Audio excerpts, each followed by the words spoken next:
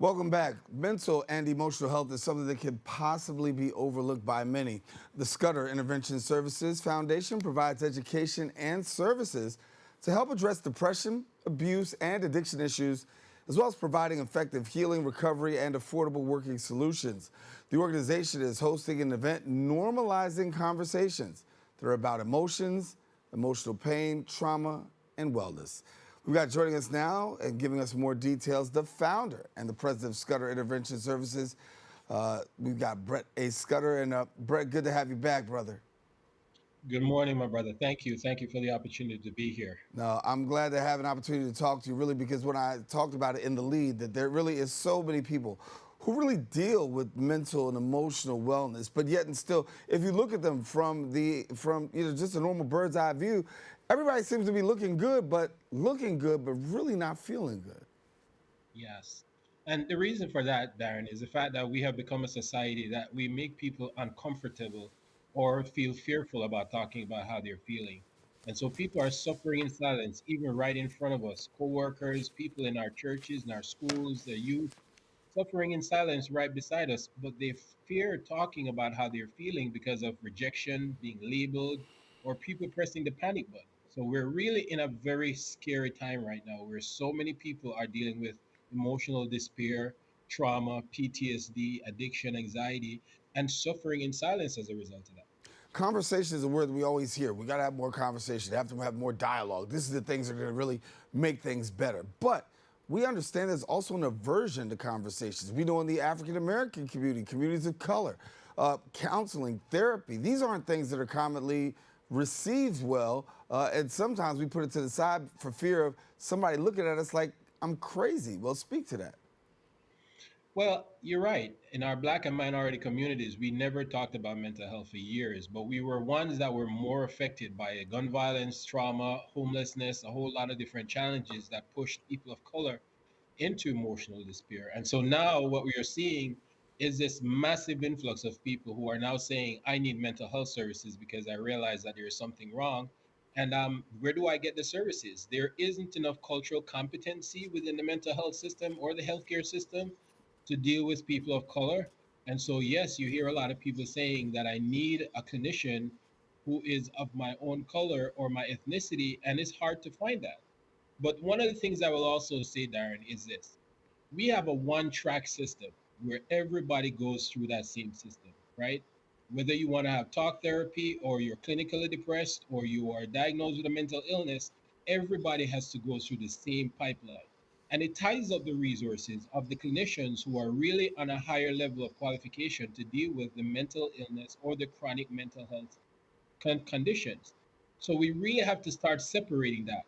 If Yeah. there are people who just want someone to talk with, let them talk with peers, peer counseling, or just get into a peer support group where they're around people who like minds, people who've gone through their experiences. But if they really say, listen, I'm really on the deep end right now, foreign, I need to talk to someone who's more qualified, then let's put them in that line. But we cannot sustain this system by everybody being in the same line for services when the services are being tied up by people who just maybe on the lower end.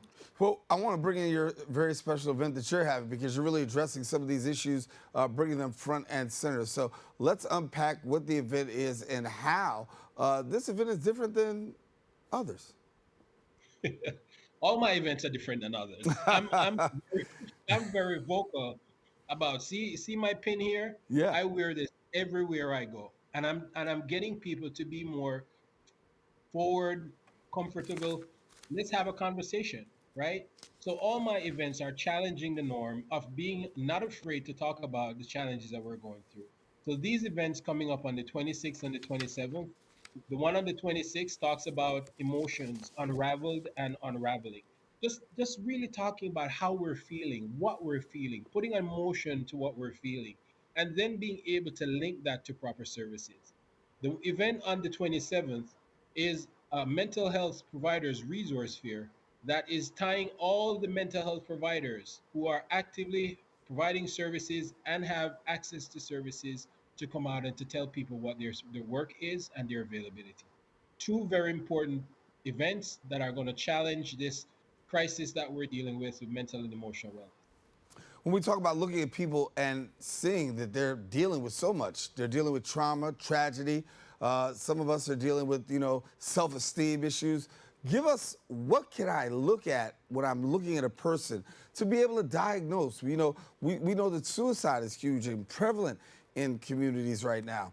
And they go to work today, and next day someone's taking their life. What can we look for? What can we do to better assess and take inventory of the people who are around us? That's a great question. I get that question every time, everywhere I go. It's not about what we should be looking for. Over 95% of the people who complete suicide, no one knew they were suicidal. No one knew they were going through the pain and suffering they were going through.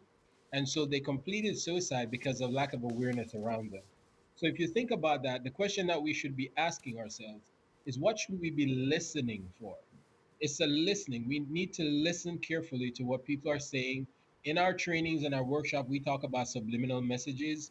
Those subliminal messages are words, as phrases or statements that people make to express how they're really feeling, that sometimes we overlook that.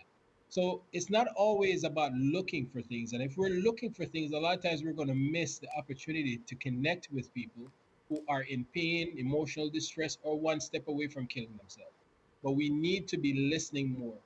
We have this thing, Darren, where we go, "Hey, my brother Darren, how you feeling?" And we're gone, right? We're moving so fast with that question. But Hmm. what if we really took a minute to say, "Hey, Darren, how you feeling, brother? How are you doing? How is life? How is the family?" And really spend a few minutes to make that meaningful connection to Darren. That will make such a significant impact in our society and the things that we're doing right Yeah, I do it myself sometimes. I talk to people and I say, "How you doing?" And then they'll give me the answer. I say, "How you doing?" They'll say, "I just told you." I say, "No, how you doing?" Because sometimes you now. do have to go past the surface, and I think that that's the problem and the issue that sometimes we really don't want to address is that we're very good at doing surface things, surface relationships, but in order to deal with some of this emotional trauma, some of this, healing that needs to take place, there's got to be going way beyond the surface. Yes. And that's what makes people uncomfortable. If you think about it, how many people would be willing to just tell you, like, "I'm so depressed right now, I couldn't even get out of bed. I'm so depressed right now, I didn't even want to wake up this morning. I'm in so much pain from all this COVID crap and this COVID, COVID, COVID. Every time I hear COVID, I feel like I just want to kill myself." How do we get people to be comfortable with those type of statements?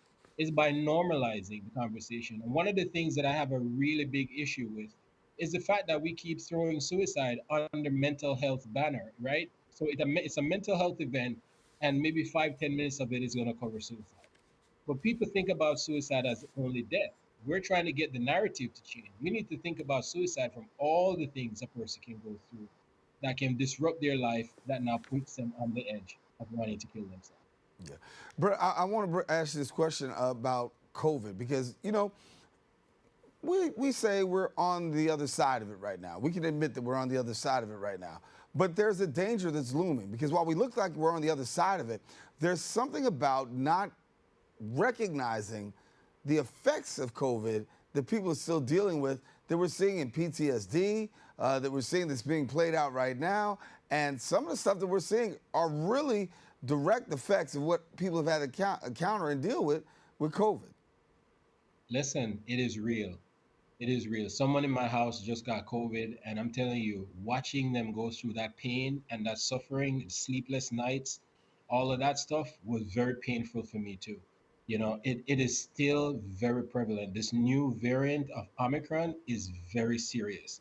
And I think we want to get so far away from COVID that we're letting our guards down. People are still getting the virus. People are still dying from the virus because people just really want to get on with their life, get away from it. But let me just say this: the PTSD of this COVID pandemic is going to be with us for the next 10 years minimum. We're going to be seeing such an increase in people with trauma, PTSD from that trauma, the emotional impacts of this trauma, and it's going to be very hard. You look at the stats right now, we don't have enough mental health practitioners to meet that need. So yes, this COVID pandemic and this COVID, situation is very real. It's still very prevalent, and it's going to create more problems. Brett, we gotta go, but definitely want to keep this conversation flowing. So the door is always open. Come on back. be able to share, because this is something that really, unfortunately, is not going away. But as we say, we can do our part here and have conversation, dialogue. Brett Scudder, my brother, good having you. Good too, my brother. Good too. And just for anyone who wants to know more about those events, go to our website, sisfi.org, and you'll find out about the events on the 26th and 27th. We would love to have you with us. Man, you stole my line, but I'm just going to let you get away with it this time. Matter of fact, I'm just going to do it again. If you want more information, visit the website,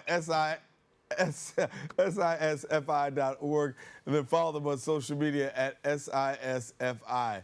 We encourage you to don't go anywhere. We've got more show coming up right after this.